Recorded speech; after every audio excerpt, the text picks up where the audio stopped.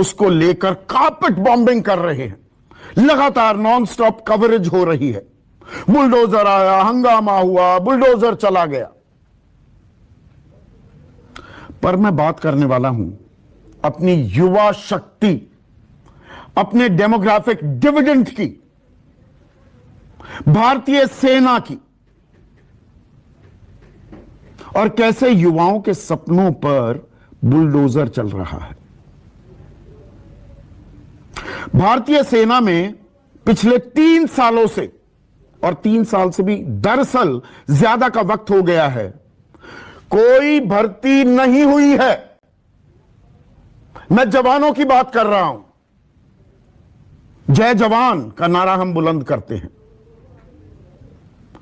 पर जवानों की कोई भर्ती नहीं हुई, और जवान होने के बजाय बूढ़े होते जा रहे हैं। मैं बात कर रहा हूं युवाओं की। 17.5 से 21 साल की उम्र सीमा है सेना में भर्ती होने के लिए। अगर आप जवान के रूप में भर्ती होते हैं, और अगर आप टेक्निकल या क्लरिकल स्टाफ हैं, तो यह आयु सीमा 23 साल तक की हो जाती है। सबसे महत्वपूर्ण वर्ष आपकी जवानी के।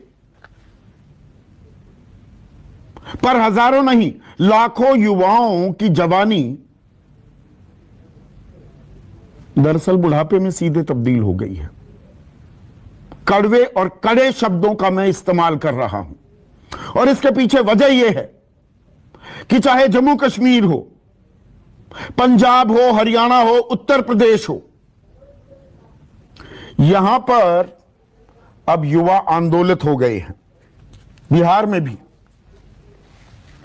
आपको कुछ जगहों की तस्वीरें दिखाता हूं जहां पर जमकर प्रदर्शन किया जवानों ने। वो यूपी का शामली हो, पश्चिमी उत्तर प्रदेश का इलाका, कठुआ, जम्मू, बिहार के दरभंगा, हरियाणा में रोहतक, और रोहतक ही नहीं, कई इलाकों में हरियाणा के यह प्रदर्शन शुरू हो गया है।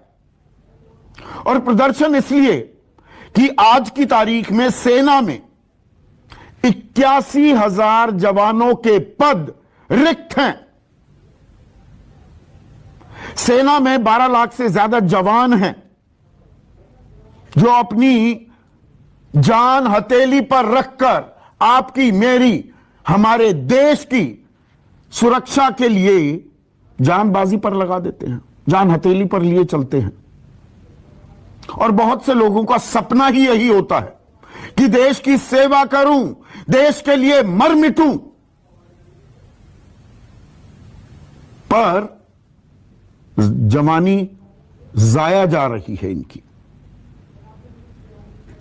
अब थोड़ा सा आंकड़े आपको बता दूं। 2018 में आखिरी भर्ती हुई थी, और उसके बाद 2020-21 में 97 रैलियों का आयोजन किया गया। देखिए क्या होता है कि एक फिजिकल टेस्ट होता है पहले सेना में। बतौर जवान अगर आप भर्ती होना चाहते हैं तो पहले आपका फिजिकल टेस्ट, आपकी शारीरिक क्षमता आंकी और नापी जाती है। तो उसके लिए रैलियां आयोजित होती हैं। 97 रैलियां आयोजित हुई। अब इनमें से सिर्फ 4 के लिए कॉमन एंट्रेंस टेस्ट हुआ। उसके बाद एक लिखित इम्तिहान होता है, तब आपको भर्ती कराया जाता है। 2021-22 में 87 ऐसी रैलियां, इनका आयोजन होना था, ऐसी योजना थी, लेकिन 4 ही भर्ती रैली हो पाई और एक भी कॉमन एंट्रेंस एग्जाम नहीं हुआ। यानी कि कोई भर्ती नहीं। और आखिरी भर्ती जो हुई, 80,000 हमारे युवा सेना में भर्ती हुए थे। मैं 2018 का आंकड़ा आपको दे रहा हूं। अब ये युवा कह रहे हैं कि 12 जून तक अगर भर्ती नहीं हुई तो हम अपने आंदोलन को और तेज करेंगे और बड़ा प्रदर्शन करने वाले हैं। अब सरकार का तर्क क्या है? सरकार कहती है, देश के रक्षा मंत्री राजनाथ सिंह ने 21 मार्च को बयान दिया कि 2020, 21 और 21-22 में कोरोना के चलते सेना में भर्ती नहीं हुई। हां, नौसेना में 8,319 और वायुसेना में 13,032 भर्तियां की गई हैं। थल सेना में एक भी भर्ती नहीं हुई। और सबसे ज्यादा भर्तियां दरअसल थल सेना में ही होती हैं। अजय भट्ट, जो कि देश के रक्षा राज्य मंत्री हैं, उन्होंने भी कहा अभी करेंगे, सरकार इसके बारे में सोच रही है। अब यहां पर सवाल यह उठता है कि हां, बिल्कुल मैं मानता हूं कि एक संकट, संक्रमण, आफत, आपातकाल था जिससे पूरी तरह से हम बाहर नहीं निकले हैं। तो क्या सारी सरकारी भर्तियों पर रोक लग गई? क्या आईएमए में पासिंग आउट परेड नहीं हो रही?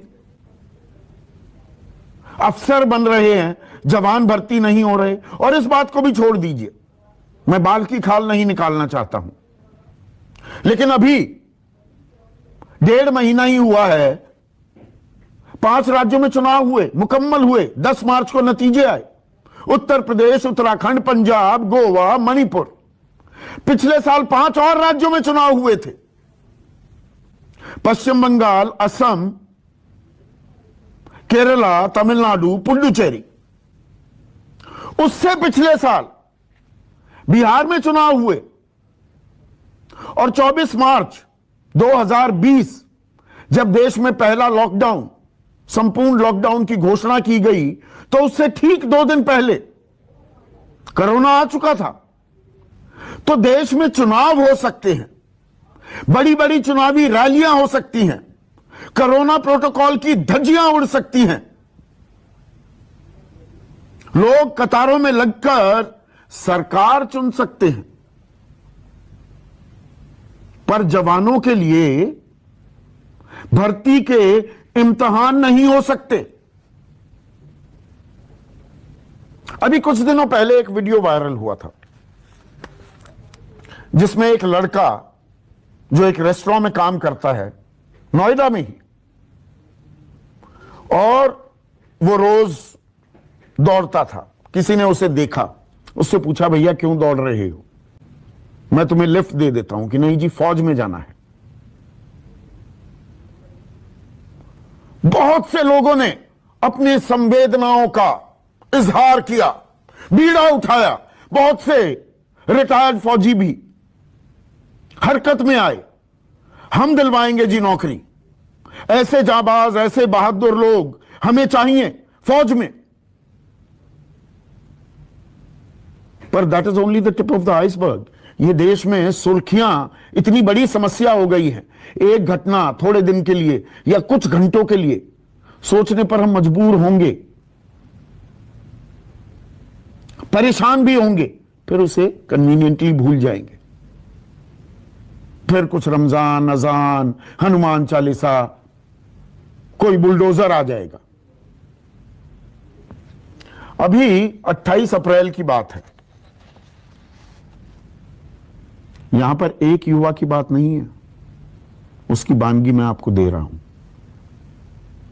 हरियाणा के भिवानी जिले का एक लड़का, उसका नाम पवन, 23 साल की उम्र हो गई। गौर कीजिएगा, 17.5 से 21 साल तक भर्ती होती है एक आम जवान की, और टेक्निकल क्लरिकल स्टाफ 23 साल की उम्र तक की सीमा है। उम्र हो गई पवन की 23। रोज दौड़ता था पवन, सपना था उसका, फौज में जाऊंगा। आत्महत्या कर ली पवन ने।